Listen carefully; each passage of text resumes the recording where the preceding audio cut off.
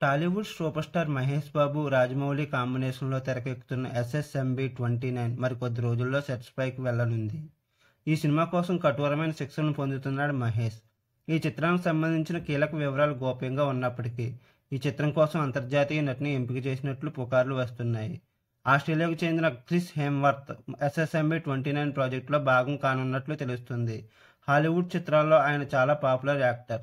ప్రపంచంలో అత్యధిక పారితోషికం తీసుకునే నటుల జాబితాలో ఆయన 31వ స్థానంలో ఉన్నారని ఫోర్బ్స్ గతంలో ప్రకటించింది.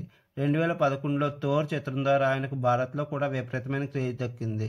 ఆ తర్వాత Avengers franchises, Transformers, Extractions, MIB వంటి చిత్రాలతో ప్రపంచవ్యాప్తంగా మంచి ఫ్యాన్ బేస్ క్రియేట్ చేసుకున్నాడు.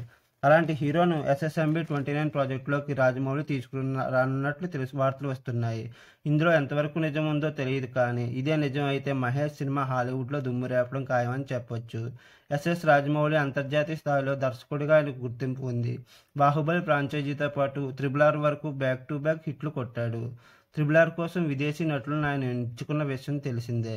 ఇప్పుడు మహేష్కు జోడీగా ఇండోనేషియా నటి చెల్సీ ఎలిజబెత్ ఇస్లాండ్ను ఎంపిక చేసినట్లు వార్తలు వస్తున్నాయి. ఆమె ఇన్స్టాగ్రామ్ ప్రొఫైల్ నిశితంగా పరిశీలిస్తే రాజమౌళిని ఆమె ఫాలో అవుతున్నట్లు తెలుస్తుంది.